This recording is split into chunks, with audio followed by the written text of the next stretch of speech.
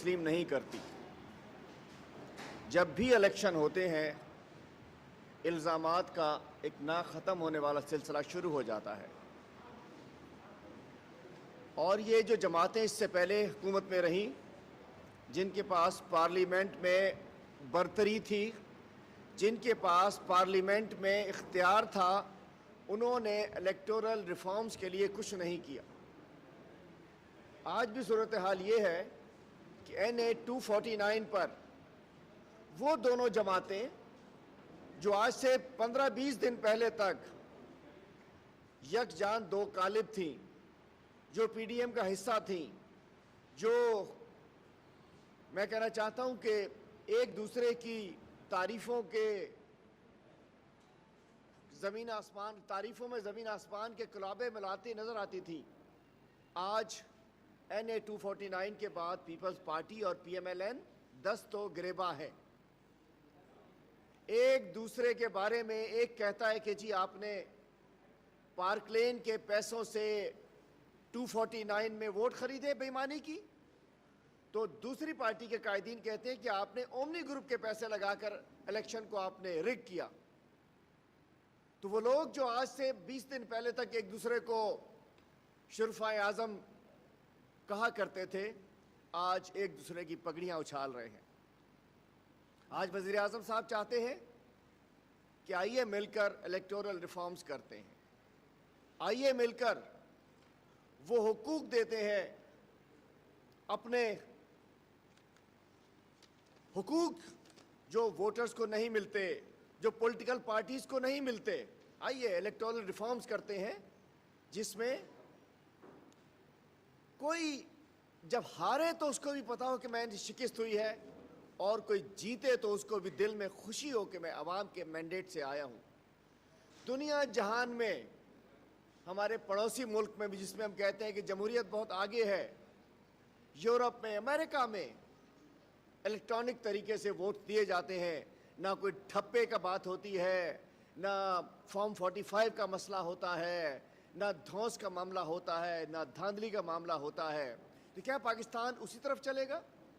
اب الحمدللہ parliamentary committee سے ہمارا بل، جو کہ الیکشن امینڈمنٹ بل 2020 جو پارلیمنٹری کمیٹی کو گیا تھا، وہ واپس آ چکا ہے، اور جس کے اندر سب سے زیادہ کہ ہم الیکشن کمیشن کو، اس بل میں الیکشن کمیشن کو زیادہ بااختیار کر رہے ہیں، اس کو فائنینشیل اٹانومی دے رہے ہیں، تاکہ الیکشن کمیشن بااختیار ہو، اس کو اپنے فائنینشیل معاملات کے لیے کسی کا آگے ہاتھ نہ پھیلانے پڑے، بااختیار ہو، آزاد ہو۔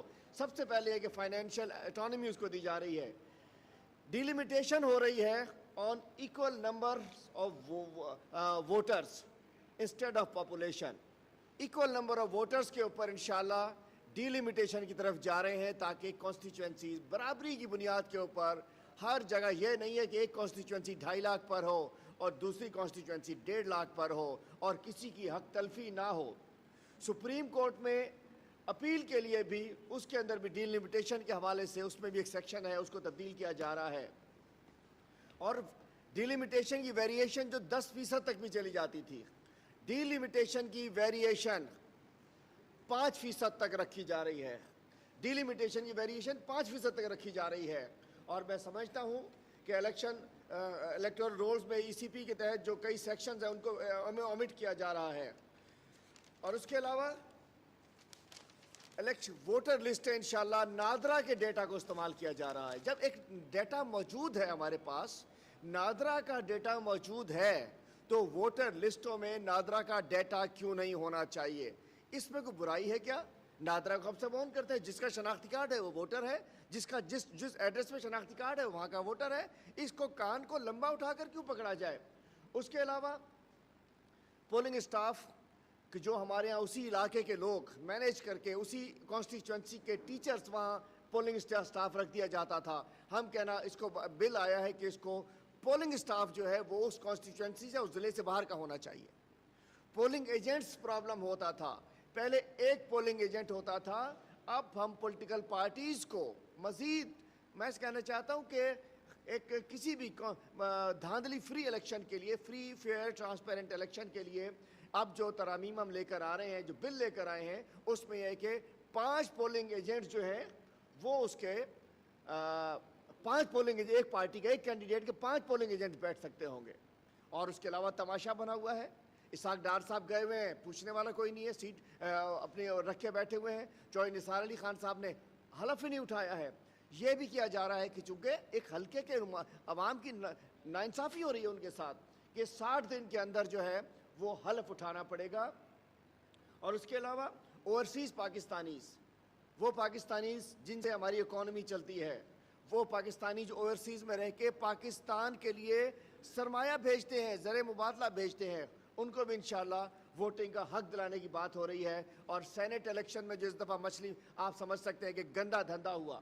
سینٹ الیکشن میں ہم نے دیکھا کس انداز سے ووٹ خرید کیے گئے, کس انداز سے ووٹرز کو خریدا گیا, کس انداز سے کراچی سندھ اسمبلی میں بھی آپ نے دیکھا اور اسلام آباد میں بھی دیکھا کہ یوسف رضا گیلانی صاحب کے صاحبزادے ووٹ خریدتے بیچتے پھر رہے تھے. ہم چاہتے ہیں سینٹ کا الیکشن اوپن بیلٹنگ سے ہونا چاہیے, جس کا ایم پی ہے اس کو ووٹ دے. یہ نہ ہو کہ میں جیت کر آ رہا ہوں تحریک انصاف سے اور پیسے خان صاحب سے لے کے میں ووٹ ان کو دے رہا ہوں, تو الیکشن مطلب بہتری ہونے جا رہی ہے. انشاءاللہ ہم چاہتے ہیں کہ آئیے, ہم ویلکم کرتے ہیں پولیٹیکل پارٹیز کو اور الیکٹرانک ووٹنگ مشینز کو, ای وی ایم الیکٹرانک ووٹنگ مشینز کو ہم چاہ رہے ہیں کہ ٹرانسپیرنٹ الیکشن کرنے کے لیے ان کو میدان میں لایا جائے, اس کو اس میں اتارا جائے. اور یہ جو ہر پارٹی جس کا دل کرتا تھا فارم جمع کرتے آزاد امیدوار کے طور پہ, پھر وہ سودے بازی کرتا تھا, تو نامینیشن پیپر کی فیس بھی ذرا بڑھائی جا رہی ہے تاکہ سیریس کینڈیڈیٹس میدان میں آئیں. وہ جو خریدار اور فروخت کرنے والے جو میدان میں آتے ہیں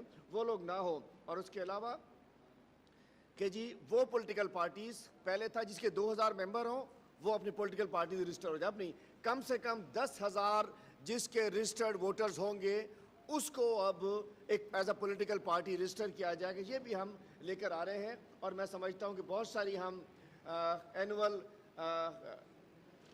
کنونشن ہماری پولیٹیکل پارٹیز بن جاتی ہیں, کوئی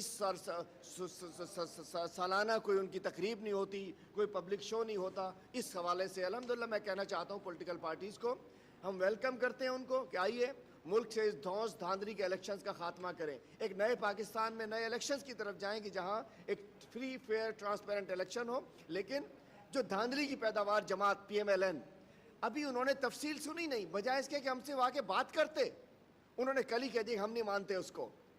آپ جناب ماننا پڑے گا. الحمدللہ یہ اسمبلی میں آیا, وہاں سے پارلیمنٹری کمیٹی میں گیا, وہاں سے واپس ہاؤس میں آ گیا ہے. انشاءاللہ سینٹ میں بھی ہمارا اس وقت میں میجورٹی ہے اور نیشنل اسمبلی میں میجورٹی ہے. لیکن ہم پولیٹیکل پارٹیز سے کہتے ہیں اگر آپ نے اس کا ساتھ نہیں دیا تو قوم آپ کو معاف نہیں کرے گی. سمجھ جائیں گے کہ آپ لوگ دھاندلی کی پیداوار تھے اور دھاندلی کے ذریعے آپ لوگ آگے آنا چاہتے ہیں. اب ایک اور بہت اہم چیز آج میں آپ شیئر کرنا چاہ رہا ہوں اور بڑے دکھی دل سے کرنا چاہ رہا ہوں, ایک بھاری دل سے کرنا چاہ رہا ہوں. میرا دل نہیں کر رہا تھا 10 روز سے کہ میں یہ بات کروں, چونکہ میرے سندھ کے افسر کا معاملہ تھا, میری سندھ دھرتی کا معاملہ تھا, میری سندھ دھرتی کی عزت کا معاملہ تھا. بہت سارے ہمارے اے ڈی خواجہ جیسے اچھے افسران کے عزت کا معاملہ تھا, جو کہ سندھ دھرتی, آفتاب پٹھان جیسے اے ڈی خواجہ جیسے افسران کا معاملہ تھا. بشیر میمن صاحب جو کہ اس حیدرآباد میں ماشاءاللہ آدھا قاسم آباد بھی ان کا ہے, حالہ بھی ان کا ہے, تو شہداد پور بھی ان کا ہے, تو زمینیں بھی ان کی ہیں, تو فارم ہاؤسز بھی ان کے ہیں, پیٹرول پمپ بھی ان کے ہیں, آنیسٹ بھی ہیں. کہتے ہیں کہ دادا سے جا کے پوچھو, تو بھئی دادا بھی پٹواری تھے ان کے, پوچھ لیں گے ان سے جا کر. مجھے افسوس ہے میمن صاحب, میں بات نہیں کرنا چاہتا تھا. میں آج بتانا چاہتا ہوں کہ بشیر میمن صاحب نے مجھے 1 ستمبر 2018 کو مجھ سے رابطہ کیا. اس وقت وہ ڈی جی ایف آئی اے تھے. بشیر میمن صاحب سے میرا سلام دعا جیسے تمام افسران سے ہوتی ہے تھی, اور میں انہیں ایک اچھا آنیسٹ نیک سندھ کا افسر تصور کرتا تھا. تو مجھے آیا کہ جی ہم آپ سے ملنا چاہتے ہیں, میں ملنا چاہتا ہوں. اس وقت ہماری گورنمنٹ جیت چکی تھی, گورنمنٹ ہماری بننے جا رہی تھی, پرائم منسٹر نے اوتھ نہیں لیا تھا. انہوں نے مجھ سے کہا کہ میں ملنا چاہتا ہوں, اور اس کے بعد میمن صاحب ڈینائی کیجئے گا, میں آپ کے ساتھ آمنے سامنے بیٹھنے کو, چونکہ اتنا آپ نے جھوٹ بول دیا. صرف ایک سینیٹری کے لیے, صرف مسلم لیگ نون سے کچھ لینے کے لیے, کچھ چیچڑا لینے کے لیے آپ نے جھوٹ بولا. آپ نے ایک عظیم رہنما عمران خان کے اوپر جھوٹا الزام لگایا. گو کہ کل آپ کی عبد المالک کے پروگرام میں ٹانگیں آپ کی کانپ رہی تھی, آپ کی باڈی لینگویج غلط تھی, آپ لگ رہا تھا جھوٹ بول رہے ہیں بشیر میمن صاحب. آپ نے سندھ کے افسران کا سر نیچے کر دیا, آپ نے ہمارے سندھ کے لوگوں کا سر نیچے کر دیا کہ جو میں بتانا چاہتا ہوں, واقعے پہ آتا ہوں. 1 سپٹمبر 2018 کو انہوں نے مجھے کال کی, بشیر میمن تھا دین ڈی جی ایف آئی ہے.